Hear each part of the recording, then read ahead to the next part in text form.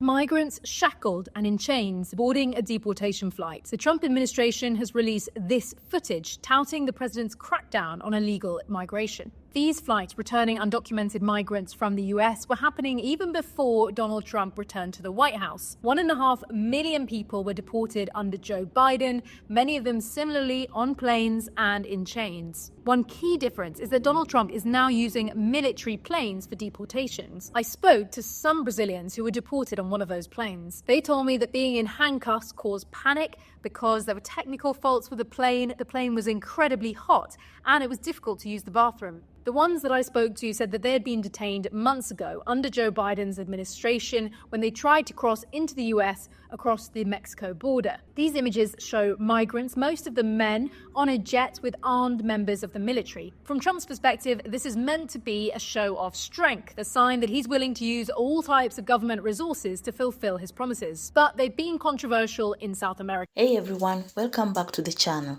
And if you're new here, don't forget to like, comment and subscribe, because we dive into real topics that matter. Today we are talking about something truly shocking. Trump's military deportation plan is already happening, and disturbing footage has surfaced showing people handcuffed and in chains on one of these planes.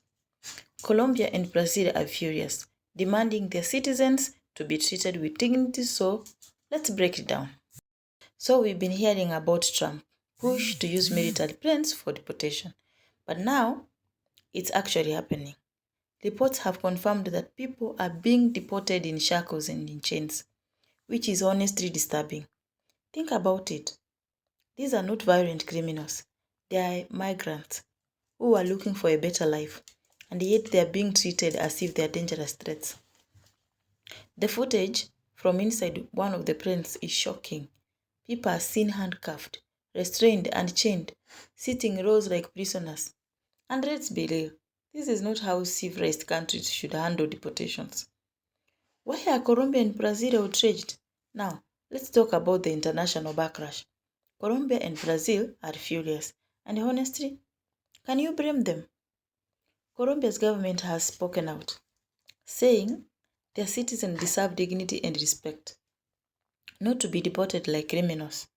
Brazil is pushing back, saying they don't want their people to be treated this way. Even human rights groups are stepping in, calling this treatment inhumane and demanding accountability. The big question is, why is the US doing this? There are other ways to deport people without shackling them like prisoners. Let me just say this. I understand that every country has the right to enforce its immigration laws. That is not the issue here. The issue is how it's being done. Here is what is wrong with the approach. It's dehumanizing. People who are deported are not all criminals. Many are simple, desperate individuals looking for a better future. Treating them like convicts strips them of their dignity.